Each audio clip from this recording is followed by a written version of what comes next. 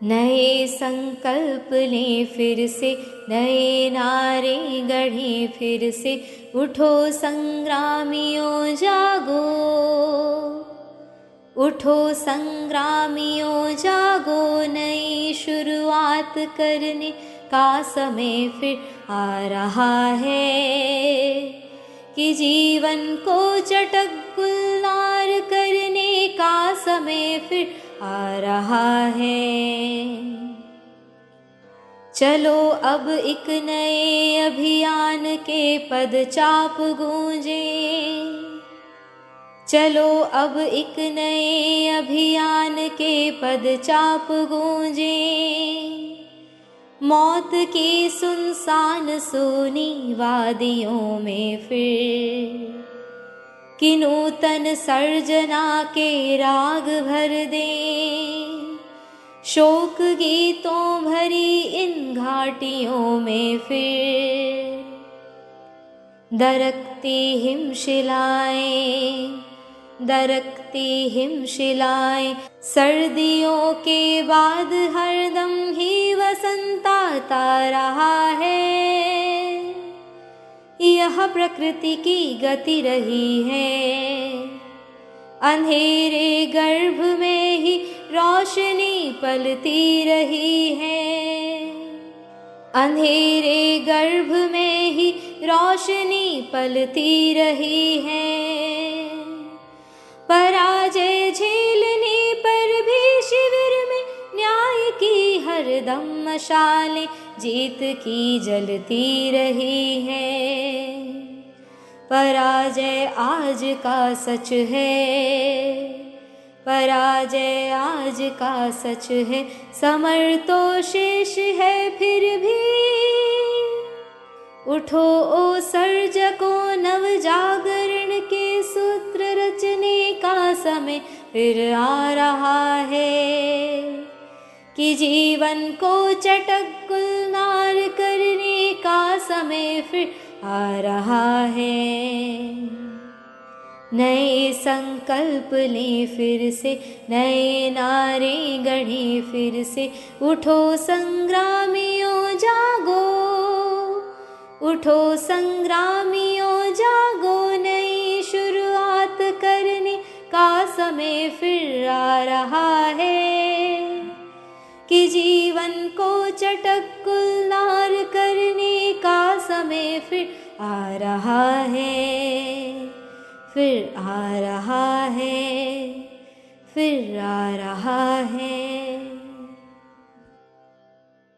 ओम शांति।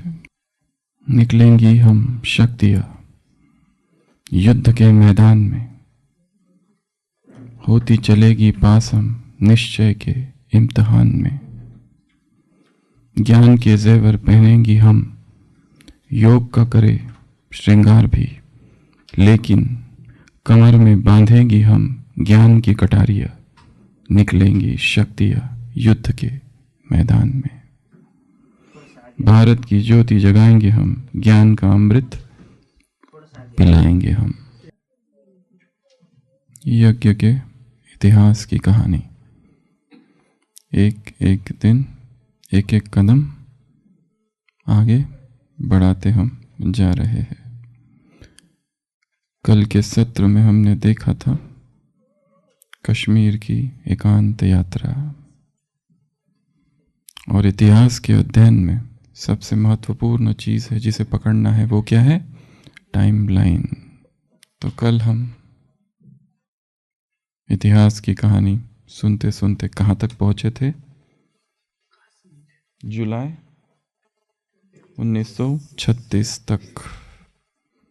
और ये कश्मीर की यात्रा जो कल भी कहा, एक आधार स्तंभ था। किस बात का? एक ढांचा तैयार हुआ था। किसका? मुरली क्लास, पहले गीत बजेगा, फिर क्लास होगा और फिर मेडिटेशन, ये 3 बातें, और फिर सारी क्लासेस। इसके लिए ये कश्मीर रिट्रीट बहुत बहुत इम्पोर्टेंट है। तो कल हमने उसकी विस्तार से चर्चा की थी। आज कुछ और बातों की चर्चा करेंगे। इसको हम दो भागों में विभाजित करते हैं। एक तो 37 की पहले की बातें और फिर 37 के बाद की बातें। बीच में आ रहा है कश्मीर रिट्रीट। वो कितना दिन चली वो पता नहीं, परंतु कुछ मास तो ज़रूर दादा लेखराज उधर ही थे। और जाते जाते जो उनका घर था वो किसे सौंप के गए? किसको सौंप के गए? 7-8 महीने लगभग उधर होंगे, क्योंकि आगे का जो वर्णन है वो अर्ली 1937 का वर्णन है, जिसको हम कहेंगे स्पिरिचुअल प्रेशर कुकर, क्योंकि वहाँ कुछ हुआ है। पर उसके पहले कुछ और बातें। हम सीधा आगे बढ़ गए थे, पर वहाँ और भी कुछ बातें हुई थी जाने से पहले, या फिर जाते समय घर की चाबी और घर का सब कुछ किसको सौंप कर गए थे? ओम राधा। जैसे कहा किसकी धुन होती थी? ओम की ध्वनि होती थी। तो राधा का आगमन, ओम राधा का आगमन यज्ञ के इतिहास में। तो आज 3 चीज़ों की चर्चा करेंगे। एक तो बाबा का लौटना कश्मीर से, दूसरा ओम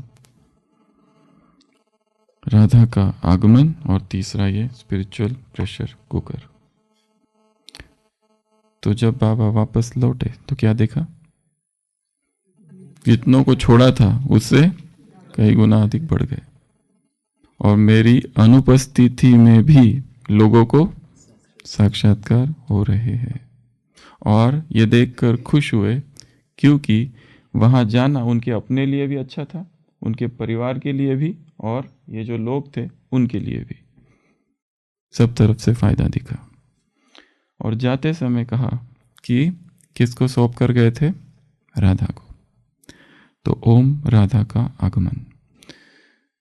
मम्मा के विषय में सब लोग बहुत सारी बातें जानते हैं। संक्षिप्त में जो बहुत महत्वपूर्ण बातें हैं और जिसको हमको धारण करनी है उसकी हम चर्चा करेंगे। तो मम्मा का जन्म, राधा का जन्म कहाँ? अमृतसर। तारीख? उस समय बर्थ डेट याद रखने का कोई सिस्टम नहीं था, ईयर याद है सबको। और भारत के इतिहास में भी वो तारीख बहुत महत्वपूर्ण है। क्यों? जलियांवाला बाग 1919। कहाँ थे? पोखरदास, उसके पिताजी का नाम रोचा, माताजी का नाम राधा। पिताजी क्या करते थे? प्योर घी, गोल्ड सिल्वर के व्यापारी। मद्रास, मुंबई, चेन्नई, श्रीलंका, सब जगह कारोबार था। अचानक लॉस हो गया, और लॉस होने की वजह से हार्ट अटैक और मृत्यु। इसलिए ये लोग कहाँ चले आए? सिंध, हैदराबाद। मम्मा कैसी थी? इंटेलिजेंट। दादी प्रकाश मणि ने लिखा है कि उसके जैसी मेमोरी मैंने किसी की भी नहीं देखी। फिनोमिनल मेमोरी, मेमोरी पावर बहुत स्ट्रॉन्ग, इंटेलेक्चुअल। मम्मा गीत भी लिखती थी, लिरिसिस्ट। गाती थी, सिंगर। म्यूजिक देती थी, जो गीत गाया उसको म्यूजिशियन, वीणा वादक और डांसर, सब कुछ है। और फैशन प्रेमी, हर दिन नया फ्रॉक। 3 बहनें थी, पार्वती, राधा, गोपी। गोपी का क्या महत्व है? गोपी वो पहली आत्मा है इस यज्ञ की, जिसको जो ध्यान में गई, इसलिए ये महत्वपूर्ण है। गोपी पहली आत्मा है जो ध्यान में गई। 1 साल तक ध्यान का पाठ चला, बाद में टाइफाइड हो गया और फिर शरीर छोड़ दिया। इसके बारे में पता नहीं क्या हुआ। वो पहले से ही शादी हो गई थी उसकी, पार्वती। तो बाबा जब गए तो सब कुछ राधा को दे दिया। यहाँ एक बात सीखने की है। कौन सी? राधा, जिसको फिर लोगों ने धीरे धीरे ओम राधा, बाबा ने ही ओम राधा नाम दे दिया, क्योंकि उसकी आवाज़ बहुत ज़्यादा मधुर थी और ओम की ध्वनि वही करने लगी। उसने अपने जीवन का निर्णय कितने समय में लिया? 1 सेकेंड। बाबा ने कितना टाइम दिया था? 24 घंटा आजीवन ब्रह्मचार्य का व्रत ले लिया। किससे शादी करनी है? पीतांबरधारी से, देहधारी से नहीं। बाबा जब गए तो सब कुछ मम्मा को सौंप के गए। वो कन्या कितनी वर्ष थी उम्र? 16, 17, 18 समथिंग इस बीच। वो सुबह आती थी, सत्संग करती थी, चली जाती थी। शाम को आती थी, सत्संग करती थी, अनुपस्थिति, बाबा है नहीं यहाँ, और चली जाती थी। परंतु कभी भी वहां पर टोली भोजन खाना नहीं खाया। क्यों? क्योंकि कार्मिक अकाउंट बन जाएगा। कुछ भी नहीं खाया वहां का। जब बाबा को पता चला कि यहां पर खाती नहीं है, पूछा क्यों? उसने कहा हम कुछ सेवा नहीं करते तो खाए क्यों? हमें अधिकार ही नहीं है वहां से खाने का जहां हम सेवा नहीं करते। बाबा ने कहा तुम्हारी उपस्थिति ही सेवा है। उसके बाद फिर खाना चालू किया। कितनी ऊंची धारणा है। जगदीश भाई के लिए बहुतों ने यह अनुभव किया है और बताया है कि उन्होंने अपने लिए कभी कुछ भी खर्च नहीं किया। कुछ भी खर्च नहीं किया, या फिर एक एक चीज कितनी संभाल की कि व्यर्थ खर्चा कहीं पर भी ना हो। अपनी कोई गाड़ी नहीं, कितनी सारी बातें हैं ऐसी, कोई खर्चा नहीं। यदि हम अपनी दिनचर्या ऐसी रखें और अपना खान पान ऐसा रखें कि जिसमें हम बीमार पड़ रहे और फिर हमारे ऊपर बहुत सारा खर्चा हो जाए, इसको क्या कहेंगे? ये सीखने जैसी बात है। यज्ञ उस समय कुछ और था, इस समय यज्ञ बहुत संपन्न है, सब कुछ है, यहां पर सब कुछ है। परंतु हम जो चाहे वो कर सकते हैं, इतनी सब सुविधाएं यहाँ पर। परंतु यदि हमारा खान पान, हमारी दिनचर्या, हमारा रहन सहन, हमारा जीवन ऐसा हो कि जिसमें हम बड़ी बड़ी बीमारियां हो जाती है हमको, और बीमारियों में हम पर कितना खर्च होता है, लाखों का खर्च हो जाए। 10 साल सेवा की दिन रात, पर जब बीमार पड़े, वो बीमारी इतनी बड़ी थी कि कितना खर्च हो गया, लाखों करोड़ों खर्च हो गया इसमें। तो हमने क्या किया यहाँ? मम्मा देखो सुबह जा रही है, सत्संग खुद ही कर रही है, सारी जिम्मेदारी उसके ऊपर दी गई है, वापस जा रही है, वापस शाम को आ रही है, रात को जा रही है, परंतु कभी भी वहां का कुछ भी खाया नहीं। क्यों नहीं खाया? कार्मिक अकाउंट बन जाएगा इसलिए। और हम यज्ञ से सब कुछ खा रहे हैं, और हमारी सेवाएं कितनी है?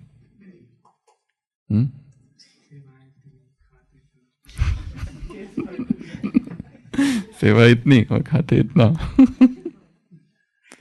कितना बोझ है। यज्ञ से सब कुछ ले रहे और हम कर क्या रहे? हम कर क्या रहे? और बोझ बढ़ा रहे। एक दिन का खर्चा कितना है माउंट आबू के किसी बड़े होटल में रहने का? कैलकुलेट करो। रतन मोहिनी दादी ने कभी ये क्लास में कहा था, एक सेवाधारी जो मधुबन में आता है, रहता है, 1 महीना सेवा करता है, ठीक है। अब उसकी दिनचर्या देखो, सुबह से लेकर रात तक। सुबह चाय ले लेता है, फिर नाश्ता करता है, फिर भोजन करता है, फिर शाम को थोड़ा सैंडविच वगैरह, और फिर कहीं टोली वगैरह, फिर कभी बाबा पहाड़ी, और फिर रात का भोजन, और बीच में टोलियाँ, और फिर उसका वो कमरा, और उसको जो सौगात और गिफ्ट और वो सब कुछ, और वो सारी फैसिलिटीज। तो ये इसका एक दिन का खर्चा कितना है? और वो सेवा क्या करता है?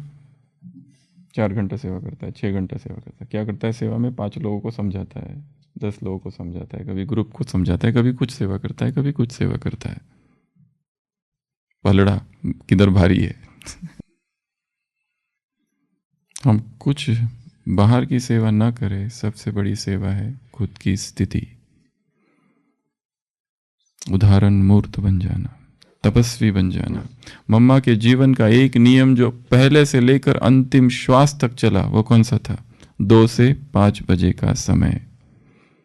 2 बजे उठना, 2 बजे से योग करना 3:30 तक, और फिर संगठन में योग करना बाद में जाकर।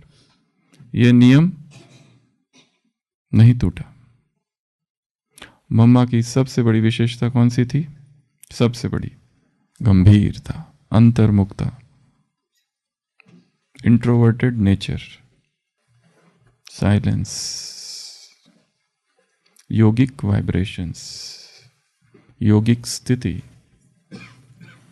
तो इस कन्या का आगमन और उसकी ऐसी ऊंची धारणाएं, तो ये बातें सारी कब की है? अर्ली 1937 की तरफ हम अभी प्रवेश कर रहे हैं।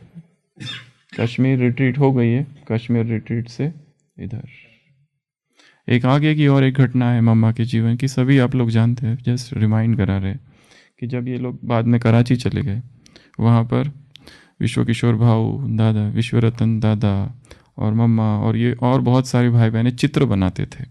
तो क्वीन एलिजाबेथ का बर्थडे आने वाला था लंदन। बाबा ने कहा उसको एक चित्र बनाने के, एक दिन में कम से कम 2 से 3 चित्र, वो भी बड़ी मुश्किल से बनते थे। तो बाबा ने क्या कार्यक्रम दिया? 108 चित्र, उसके जितने 108 रिश्तेदार हैं ना क्वीन एलिजाबेथ के, उतने चित्र बनाओ, 15 दिन का समय है। तो मम्मा को सबने कहा, मम्मा ये हाउ इट इज पॉसिबल? एक दिन में 2 से 3 चित्र बनते हैं, वो भी बहुत मुश्किल से, सब मिलके बनाते हैं। तो 15 दिन में 108 कैसे बनेंगे? मम्मा ने कहा कि यदि बाबा कहे जाके चांद तोड़ कर लाओ तो भी हम करके दिखाएं।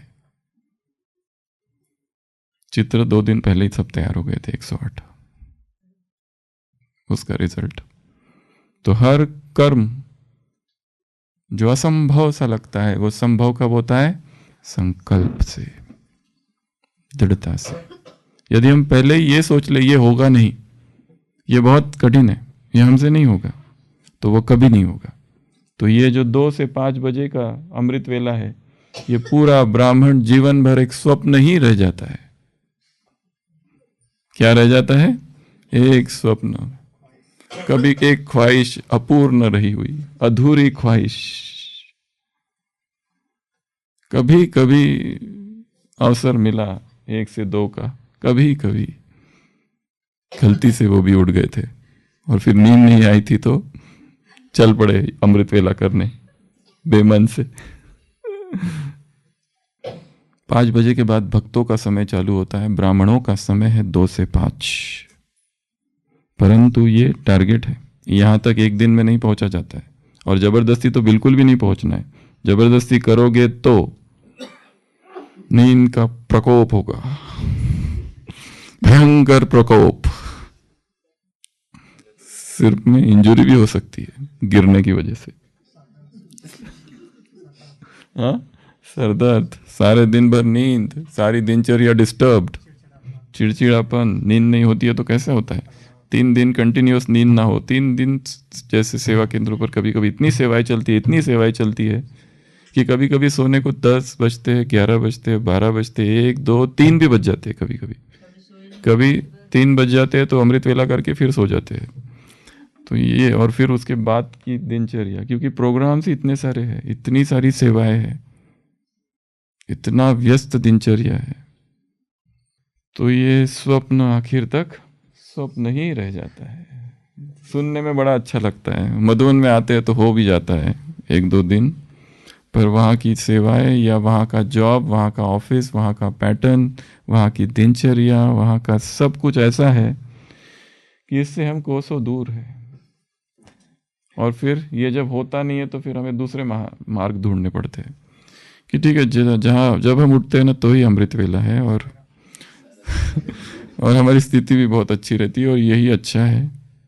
और हमें इसे बिल्कुल इसके साथ छेड़छाड़ नहीं करो, और जो छेड़छाड़ करने की कोशिश करता है उसे हम शत्रु की नजर से देखते हैं। इसको बिल्कुल नहीं, हटाओ, डिलीट, ऑडियो डिलीट, ब्लॉक। हमने पाप इतने थोड़ी ना किए, ज्यादा कर रहा है मतलब बड़े बड़े पापी, हमारे पाप ही नहीं है कुछ, हम क्यों करें। तो और एक जिम्मेदारी जो मम्मा को दी गई थी बाद में, अभी तो विरोध चालू ही नहीं हुआ है, अभी विरोध अपनी शैशव काल में है। विरोध का बीज कहाँ था? निर्मल शांति दादी के फादर इन लॉ मुखी मंगाराम, वो वहाँ से चालू हुआ सब कुछ।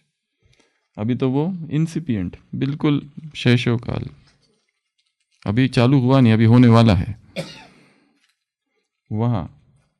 तो ये जितनी बांधेली माताएं थी, इन सब की देखभाल करने की जिम्मेदारी मम्मा की थी। मम्मा की उम्र 17-18, ये उम्र में उसको सबने क्या कहना चालू कर दिया? मम्मा कहना। सबसे पहले किसने कहा? सबसे पहले किसने कहा? सबसे पहले किसने कहा? निर्मल शांता दादी। क्योंकि जब करा, ये आगे की बात है, थोड़ा सा हम आगे और पीछे फास्ट फॉरवर्ड और कभी बैक भी जाएंगे, बाकी इसमें इसको पकड़ के रखना है। अभी हम कहाँ पर है? रिट्रीट, कश्मीर रिट्रीट का टाइम है 37।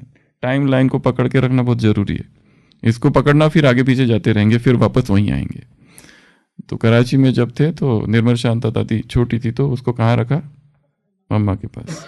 तो उसने मम्मा कहना चालू कर दिया, तब से मम्मा। एक बहुत सूक्ष्म बात यहाँ पर है, जैसे ही मम्मा को मम्मा कहना चालू किया, शी अंडरवेंट फिजिकल ट्रांसफॉर्मेशन। शरीर में भी क्या हो गया?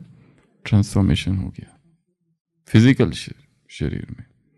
जो माँ जो अपने आप को माँ समझ ही लेती है, उसका शरीर भी माँ जैसा होते लगता है फिर धीरे धीरे। ये बड़ी सूक्ष्म बात है। जितनी गहराई उस, जैसे रामकृष्ण परमहंस के लिए दिखाते, जो साधना करते थे ऐसी तन्मयता से करते थे, कितना सत्य है पता नहीं, परंतु वो सब कुछ उनमें होने लगता था। किसी ने कहा जीसस क्राइस्ट की उपासना करो, वो जीसस क्राइस्ट की उपासना करने लगे। किसी ने कहा इस्लाम की उपासना करो, वो इस्लाम की उपासना करने लगे। तोतापुरी आया, उसने कहा ये सब हटाओ माता को, ये क्या मामा लगा रखा है तुमने। फिर कांच लेता है तो चीरा करता है, वो कहता है मैं ध्यान करने बैठता हूँ, माँ आती है, बताइए लोग चीरा और उसको हटा दो, तलवार से काट दो।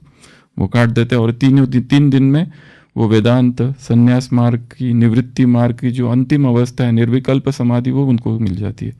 वहाँ से आते हर चीज़, जो उन्होंने साधना की, हनुमान की साधना की, तो कोई कहते हैं उनको थोड़ी पूंछ निकलने लगी सत्य है पता नहीं, परंतु जब वो उन्होंने मधुरा भक्ति की साधना की, मधुरा भक्ति अर्थात ईश्वर मेरा पति है, तो कहते हैं उन्हें स्तन भी निकलना चालू हो गए थे। ये तो सब जगह दिखाया हुआ है, वर्णन किया हुआ है कि जो जिस भाव को अपने अंदर बिठा लेता है, फिर शरीर में भी ट्रांसफॉर्मेशन चालू हो जाते हैं। जिसने ये बिठा दिया कि मैं बीमार हूं, गाड़ी ट्रेन की पटरी से बाहर है तो बाहर होने लगती है, सारा खेल इधर है।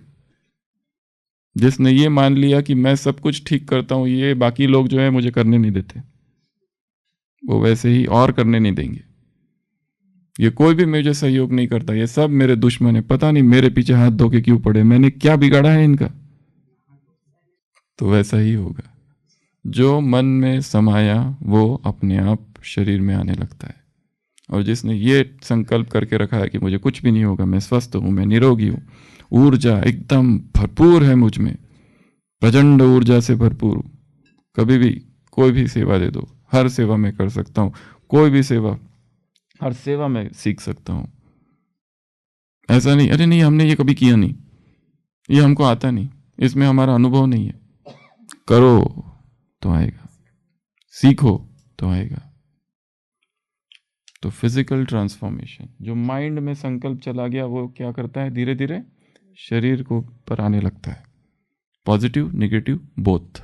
जिसने मान ही लिया है कि मेरा कुछ नहीं हो सकता है, तो कुछ भी नहीं हो सकता, मेरे से होगा ही नहीं, ये 2 से 5 हमेशा के लिए स्वप्न ही रहेगा, वो स्वप्न ही रहेगा। पर जो संकल्प ही कर ले कि करके दिखाऊंगा, तो हो जाएगा। वापस आ जाते हैं अभी। तो मम्मा को सब सौंप के गए। अभी मम्मा नाम नहीं पड़ा हुआ है, अभी क्या नाम दिया गया? ये यात्रा है राधा से ओम राधा की, ये यात्रा है ओम राधा से सरस्वती की, और सरस्वती से जगदम्बा सरस्वती मम्मा की। ऐसी उसकी ये अपनी यात्रा है। वो आदि देव की यात्रा है, आदि देवी की यात्रा है। जैसे बाबा को देखकर कृष्ण का साक्षात्कार होता था, इनको देखकर सबसे पहले। और एक बात, जो गोपी थी, जैसे ही बाबा लौटे और उसने पहली बार बाबा को और राधा को एक साथ देखा, दोनों को जाके पकड़ लिया और रास करने लगी गोपी। साक्षात्कार। और एक बात, गोपी राधा के विषय किसने भविष्यवाणी की थी वहां आने से पहले ही? जशोदा। क्या कहा था? अभी वो रेगुलर आ नहीं रही थी उस सत्संग में। क्या कहा था जशोदा ने? कि यही कौन बनेगी? लक्ष्मी। उसको पहले ही दिख गया था कि इसका बहुत ऊंचा पद है। वो अभी इतनी रेगुलर भी नहीं थी, छोटी कन्या है। उसके बारे में जशोदा के द्वारा एक भविष्यवाणी है और जो सत्य हुई। तो बहुत सारे न्यू अराइवल्स हो गए उसी पीरियड में। जो पहले से थे वो कौन कौन थे? एक तो मनमोहिनी, गोपी, मनमोहिनी दीदी, उसकी माँ राधिका, और राधा जो आई है अभी। ये सारे पहले से, और बीच बीच में नए एंट्री हुए। नए एंट्री में एक महत्वपूर्ण है, और वो कौन है? Alice in Wonderland. कौन है एलिस? दादी गुलजार। क्यों? क्यों Alice in Wonderland? Alice in Wonderland पता है ना, छोटी सी एलिस 5-6 साल की खरगोश के पीछे जाती है। खरगोश देखता है, अरे I am late, I am late, I am late. वो एक बिल में घुस जाता है, एलिस उसके अंदर जाती है और वहाँ एक नया जगत उसको मिलता है। वैसे ही यज्ञ में एलिस इन वंडरलैंड किसको कहा जाता है? क्यों? गुलजार दादी को क्यों? तो यहाँ एक न्यू अराइवल्स है। न्यू अराइवल्स में सबसे पहला 9 वर्षीय ये बालिका, छोटी सी शोभा। तो सत्संग अभी चालू ही हुआ था, कुछ मास हुए थे, तो उनके पड़ोस में भी बाबा कभी आते थे, वहाँ सत्संग करते थे। पर इसको ये सब चीज़ों में क्या इंटरेस्ट, खेलकूद में इंटरेस्ट था। और एक दिन वो ऐसी बैठ गई ध्यान अवस्था में और ध्यान में चली गई, और क्या देखा? एक बड़ा सा हॉल है। उस हॉल में वो प्रवेश कर गई, और उस हॉल में क्या है? एक लगभग 10 वर्ष का एक बालक है, बहुत शोभनीक है। और वो ध्यान अवस्था में उसको देखती रही। उसको कह रहा है, आ जाओ मेरे साथ रास करो। और वो उठी तो लोगों ने देखा ये अब तक बैठी हुई है, अब तक क्यों बैठी हुई है? और फिर जब उसकी आंख खुली तो उसने देखा सब मेरे तरफ देख रहे, तो रोना चालू कर दिया उसने कि मेरे में ऐसा क्या हो गया कि ये सब लोग मुझे क्यों देख रहे? और फिर उसकी माँ जो थी वो बड़ी ज्ञानी थी, धैर्यमणि दादी, ऑलराउंडर दादी। उनकी बड़ी अपनी कहानी है, उसकी चर्चा आगे होगी। कैसे दीवारों को कूद कूद कर, और वो सब बहुत बड़ी कहानी है, उसको बाद में देखेंगे। तो वो तो गीता पाठी है, उसने समझ लिया तुमने क्या देखा, तो उसने ऐसे ऐसे बताया, मैंने ये देखा। तो माँ ने समझा कि ज़रूर कोई साक्षात्कार हुआ है। 2 चित्र लेके गई, एक राम का और एक कृष्ण का। पर जो उसने देखा, और ये जो थे ये मनुष्य के बनाए हुए थे, ये कृत्रिम थे, ये झूठे थे। उसने जो देखा वो बहुत डीप थे, वो रियल थे। पर उसने वो जो पोज थी उससे आधार से बताया कि ये था, मतलब कृष्ण था। तो ये न्यू अराइवल है उस पीरियड में। ठीक है, तो मुख्य आज की जो चर्चा है वो है स्पिरिचुअल प्रेशर कुकर। क्यों? तनाव जैसी एक अवस्था हो गई थी। बाबा कराची से वापस लौटे हैं। समय कौन सा चालू है? जुलाई 1936 के बाद का समय। ये अभी हम समय की अवधि डिसाइड करते हैं जुलाई 36 से लेकर तो अक्टूबर 37 तक, क्योंकि अक्टूबर 37 में क्या हुआ? कमिटी फॉर्म हुई एक, तब तक का ये समय है। मतलब कितना समय हो गया ये? 1 साल के लगभग, 1 साल के लगभग चालू है अभी सब। धीरे धीरे धीरे धीरे बढ़ेगा आगे आगे आगे। यहाँ कम्युनिटी फॉर्म हुई कहाँ पे? जुलाई, अक्टूबर में। और फिर 17 फरवरी वो आगे की डेट है फिर, उसकी वो बाद में देखेंगे। तो यहाँ बाबा लौट के आए, तो लौट के आने के बाद क्या देखा, एक अजीब सा वातावरण था, एक जैसे टेंशन सा क्रिएट हुआ था। क्यों? क्योंकि एक लोगों की संख्या बढ़ने लगी थी, 50 से 100, 300, 400, एक एक दिन में 100 लोग आ रहे हैं वहां पर। और दूसरी बात, बाकी जो संस्थाएं होती है, बाकी जहां जो होता है वहां पर हफ्ते में एक बार मीटिंग होती है, यहाँ रोज ही रोज हो रही थी।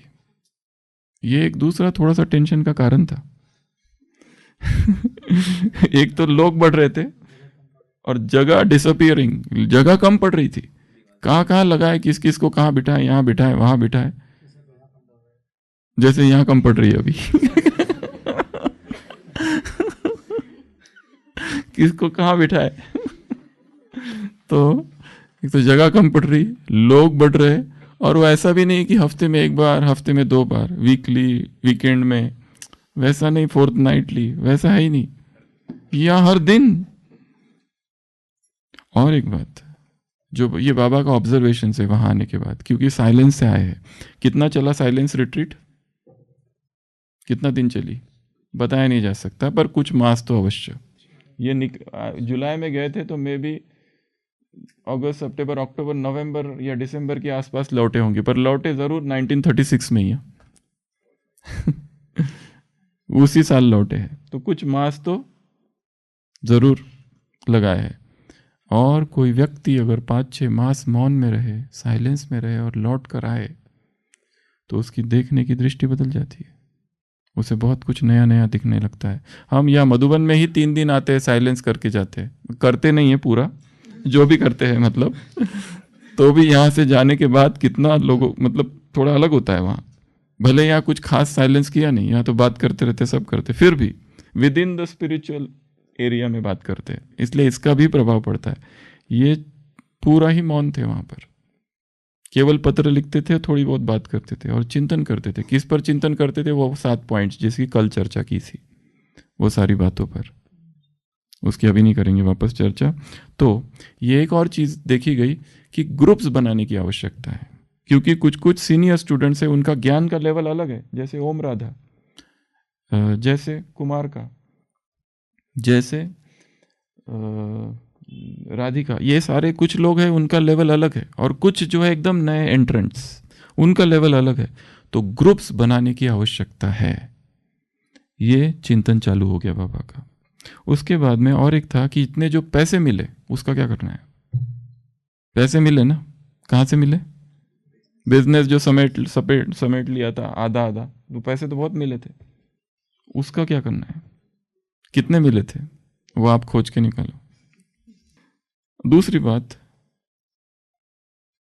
ये जो पैसे हैं इतने सारे, इसका एक तो क्या करना है, दूसरा अगर संस्था बनानी है कोई, तो किस तरह की संस्था बनेगी, और संस्था बनानी हो तो उसका हेड कौन बनेगा। ये सब सूक्ष्म चिंतन अंदर ही अंदर चालू है। आगे कि कोई भी स्पिरिचुअल मूवमेंट यदि डेवलप करना है तो उसका प्रॉपर ढांचा चाहिए, नहीं तो वो एवोपरेट हो जाता है, खत्म हो जाता है। कितनी क्रांतियां हुई, थोड़े समय रही, परिवर्तन हुआ, पर कोई ऑर्गेनाइजेशन नहीं फॉर्म हुआ तो फिर वो खत्म हो गई। तो वो एक चिंतन चालू होगा कि इसका एक फॉर्मेशन, एक ऑर्गेनाइजेशन की आवश्यकता है। और एक चीज देखी कि यहाँ पर जो कुछ हो रहा है, हाई वैल्यूज है, स्पिरिचुअल एजुकेशन है, प्रैक्टिकल और डीप रूटेड स्पिरिचुअलिटी की आवश्यकता है। और प्रैक्टिकल एस्पेक्ट्स 2 ही है जिस पे सबसे ज्यादा काम करना, वो है सेलिबसी एंड डाइट, ब्रह्मचर्य और भोजन। इसके कुछ रूल्स होने चाहिए, उसके सिवा ये संस्था किस पे टिकेगी? ये 2 ही तो मेन आधार है इस संस्था के, डाइट एंड सेलिबसी। तो इसके कुछ प्रैक्टिकल रूल्स बनाने हैं। तो ये सारा चिंतन चालू था। और कंसर्न एक और था कि जो अपोजिशन चालू हो गया था, क्योंकि ये ऐसा कभी हुआ ही नहीं था, ये पहली बार हो रहा था।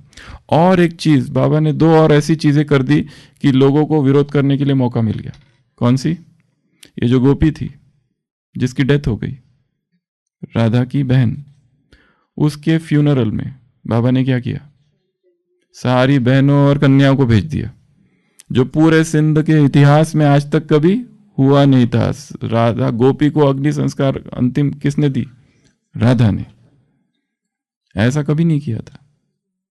तो ये एक कारण विरोधियों को मिल गया, एक कारण। दूसरा कारण, वो जो पुटू और जो उनकी बेटी थी उसका विवाह किसके साथ कर दिया? कम्युनिटी के बाहर बोधराज के साथ।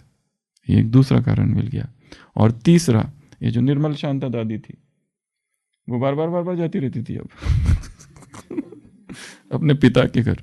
यहाँ तक कि निर्मल शांता दादी के पिता ये इसके नहीं, एक दूसरा उदाहरण यहाँ पर कुंज दादी के लिए कहा जाता है कि कुंज दादी के पिताजी उसको बोलते थे, तुम मुझे दादा कहती तो हो पर मानती नहीं हो। दादा मतलब सिंधी में पिता, पिता को दादा कहते हैं।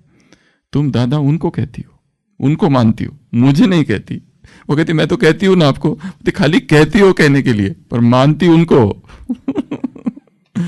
तो मतलब जैसे कि हमारी वस्तु कोई छीन रहा है। हम अभी यहाँ तक आ ही रहा था, कोई दूसरा छीन ले हमारे हाथ का निवाला तो कैसे लगेगा? तो वैसे ही निर्मला शांता दादी के, क्योंकि शुरुआत में इस हिस्ट्री में हमने एक बात बताई कि सिंध में 3 रूल्स है स्त्रियों के लिए। पहला कि वो किसके कंट्रोल में रहती है? पिता के। शादी के बाद पति नहीं, उसका जो मेन जो इंचार्ज है ससुर, उसके ऑर्डर से सब कुछ चलता है। और तीसरा, रिलीजियस सेलिबेसी नॉट अलाउड। विवाह के बाद में ब्रह्मचारिणी रहना अलाउड नहीं है। ये 3 रूल थे सिंध में। तो ये ऐसी ऐसी बातें हुई कि जो विरोधी है पक्ष, उनको थोड़ा सा अवसर मिला विरोध करने का। तो वो जैसे इट वॉज गेटिंग कुक्ड, ये ऐसा चल रहा था। तो ये इतनी बातें हैं, इन सब को कहा गया है स्पिरिचुअल प्रेशर कुकर। ये मतलब अभी एक पक रहा है कुछ, इससे कुछ तो होने वाला है। और जो होने वाला है वो पता नहीं कैसे होने वाला है, किसी को भी पता नहीं। बट एक तो है जो उसी दिन बार बार वो स्टेटमेंट रिपीट कर रहे हैं, there is price to pay and award to gain. ये जो कुछ हो रहा है इससे कुछ ना कुछ पुरस्कार मिलेगा और कुछ इसके लिए कुछ ना कुछ त्याग करना पड़ेगा, कीमत चुकानी पड़ेगी। ऐसा जो कुछ भी हो रहा है, तो ऐसा हमारे जीवन में भी जब बहुत सारी परिस्थिति आ जाए अचानक से,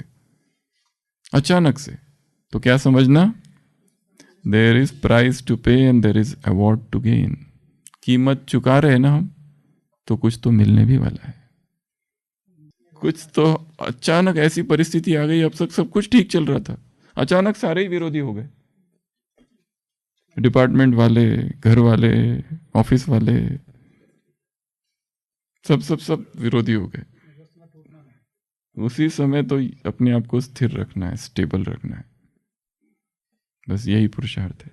तभी, क्योंकि जो कुछ हो रहा है उसमें सुप्त कल्याण छिपा हुआ है। एकदम गहराई में कुछ ना कुछ ऐसी बात है कि जो हमें एक नया पाठ पढ़ने को मिल रहा है यहाँ पर। तो ये इतनी सारी बातें थी कि लोग बढ़ रहे थे, संख्या बढ़ रही थी, जगह कम पड़ रही थी, और हर एक का लेवल अलग अलग था। तो इनके ग्रुप्स करना भी आवश्यक था। तो कैसे करें ग्रुप्स? कैसे? सब कुछ अनिर्णित, अनिश्चित सा था, अनसर्टेन, क्योंकि सबको एक ही साथ में बिठाया नहीं जा सकता था, क्योंकि सबका लेवल, अनुभव अलग अलग था।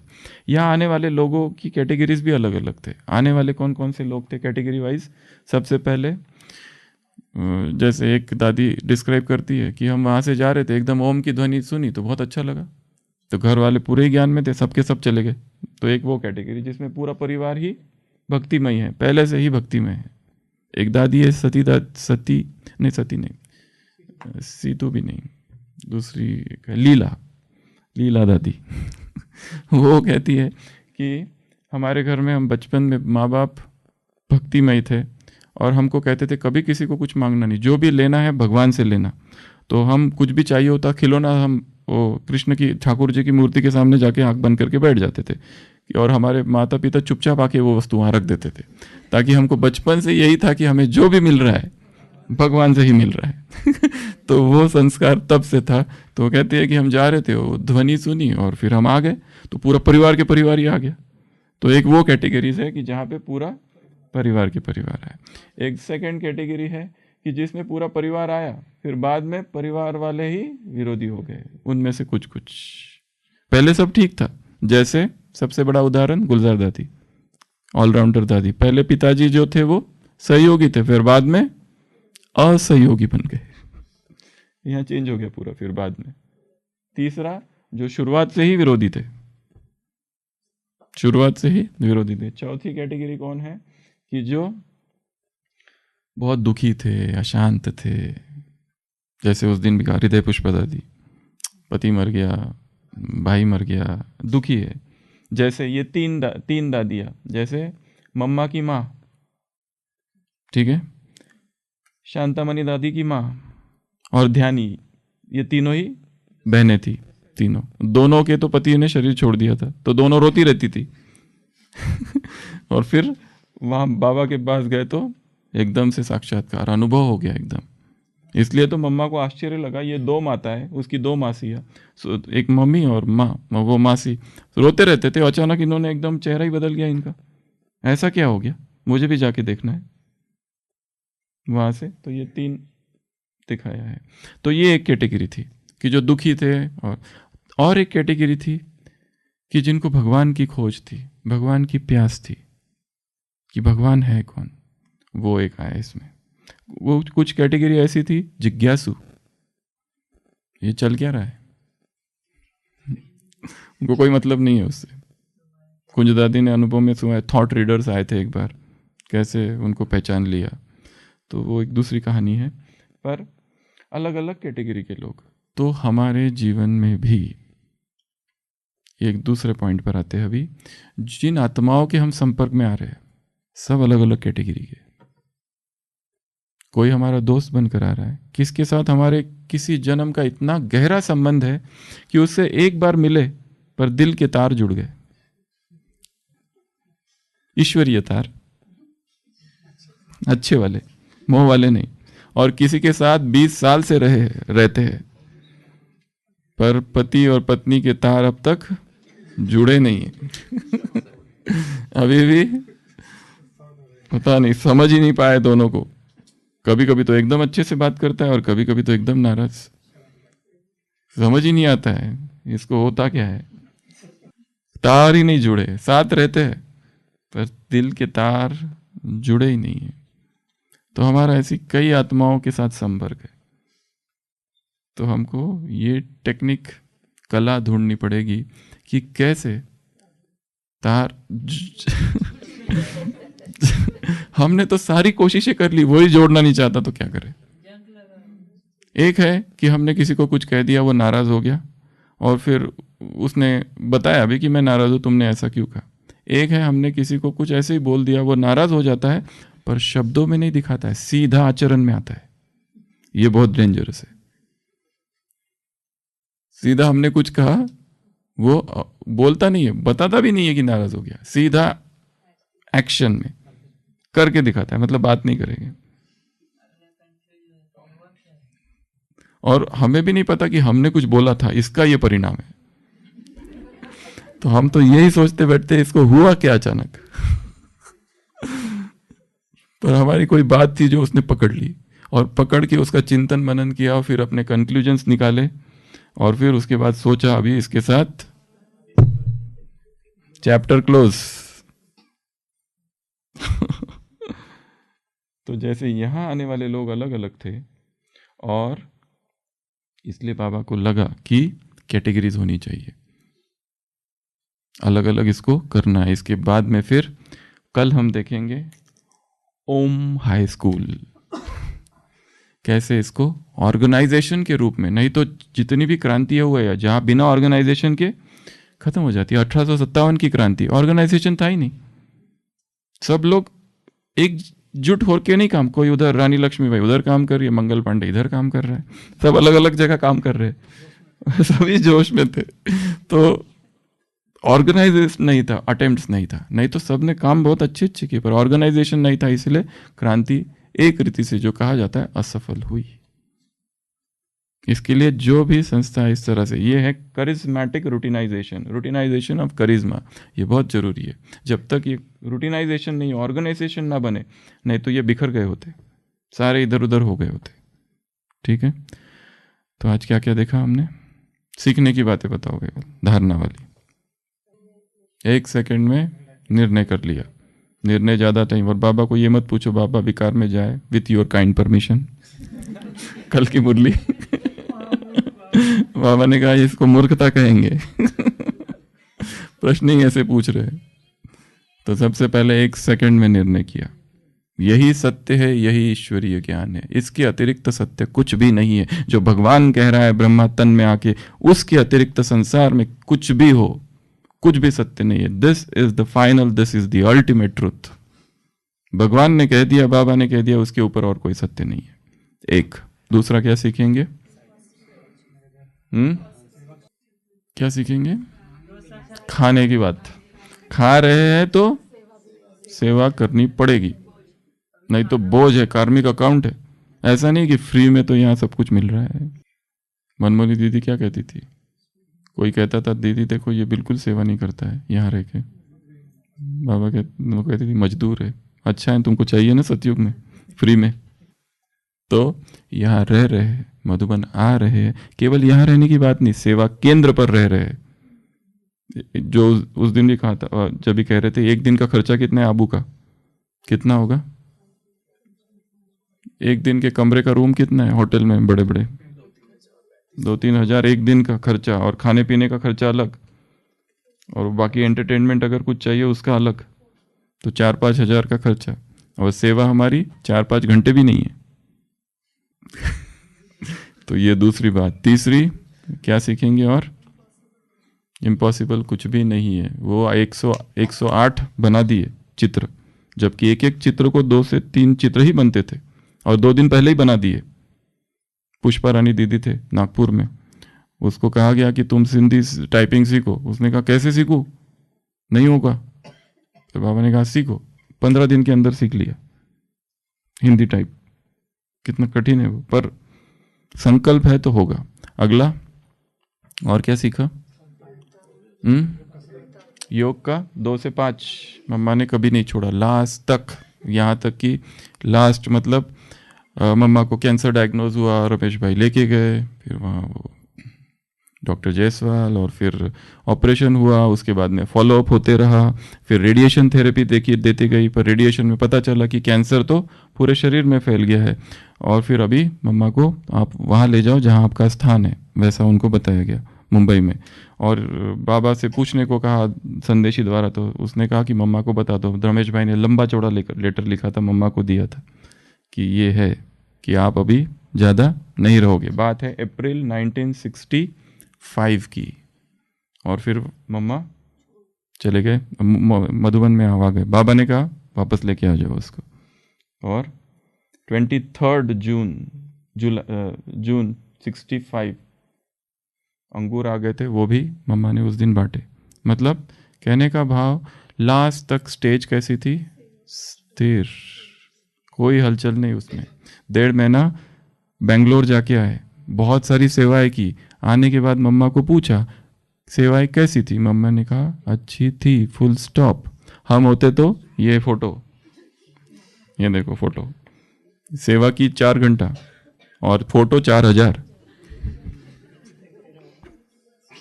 और हम तुमको भेजते हैं। अब देखो, पूरा देखो। अगर देखने के बाद कुछ कमेंट नहीं किया तो फिर देखो। ये तुम्हारे लिए यही सजा है। सारे फोटो देखो हमारी सेवाओं के, देखना है तुमको, जरूरी है। छटाक भर की सेवा और प्रोपेगेंडा इतना बड़ा, किलो भर का, 1 टन भर का। और उसमें भी दुखी, अगर लोगों को, तो लोग दुखी होते हैं उसके बारे में। विनाश अभी चालू है ऑलरेडी। विनाश के बारे में क्या बताए? तो दूसरा और क्या सीखा? सूक्ष्म परिवर्तन मन में होगा तो शरीर में भी, शरीर मन की भाषा सुनता है। शरीर मन की भाषा सुनता है। शरीर को, मन को कहते रहो कहते रहो कहते रहो कहते रहो। लोगों ने अपने कैंसर तक ठीक कर दिए सबकॉन्शियस माइंड ट्रेनिंग से। बताते रहे अपने आप को। कूहे जो आया था, डॉक्टर कूहे फ्रांस का, क्यों इतने सारे लोग उसकी तरफ आकर्षित हो गए? उसने कौन सा ऐसा नया मंत्र निकाला था?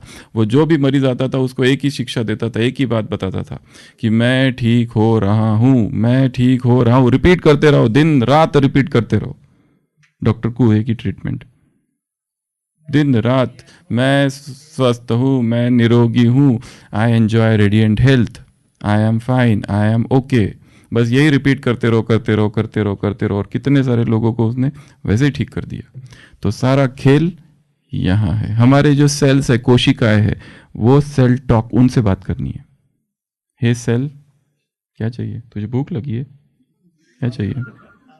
ये जो सेल है ना, सेलुलर ट्रांसफॉर्मेशन करना है। इसलिए इस भट्टी का 3 सिद्धांत में से एक सिद्धांत है टोटल 100 दिन के लिए लिक्विड डाइट। टोटल 100 दिन के लिए लिक्विड डाइट, चबाना बंद। लास्ट और एक पॉइंट बता दो जो सुनी अभी, दृढ़ता और हलचल की स्थिति में स्थिर। और एक पॉइंट, अलग अलग प्रकार के लोग हमारे संपर्क में आएंगे, तो हमें एडजस्ट करना है, उनके स्वभाव को भी समझना है, वो क्या चाहते हैं, और अपने आप को स्थिर रखना है। तो ये था अर्ली 1937 या एंड ऑफ 1936। कल हम समय अनुसार आगे बढ़ेंगे। ओम शांति। नए संकल्प ले फिर से, नए नारे गढ़े फिर से।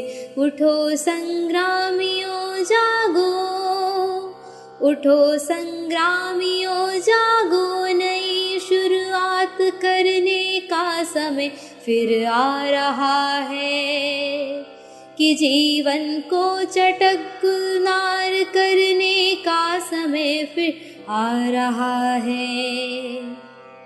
न उनकी जीत अंतिम है, न अपनी हार अंतिम है।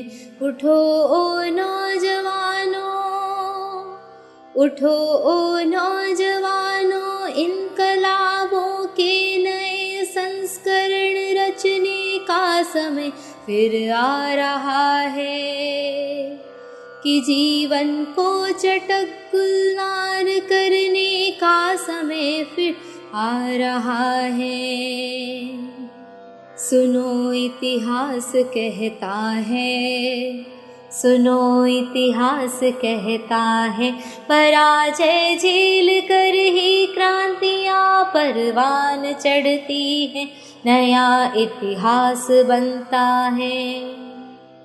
अंधेरा आज गहरा है, अंधेरा आज गहरा है। सकल जन मुक्त होंगे एक दिन निश्चित, समय का ज्ञान कहता है। सजेंगे फिर नए लश्कर, सजेंगे फिर नए लश्कर। मचेगा रण महाभीषण। उठो ओ शिल्पियों, उठो ओ शिल्पियों। नव युद्ध के उपकरण गढ़ने का समय फिर आ रहा है, कि जीवन को चटक गुलजार करने का समय फिर आ रहा है। नए संकल्प ले फिर से, नए नारे गढ़े फिर से। उठो संग्रामियों जागो, उठो संग्रामियों जागो। नई शुरुआत करने का समय फिर आ रहा है, कि जीवन को चटक गुलजार करने का समय फिर आ रहा है, फिर आ रहा है, फिर आ रहा है।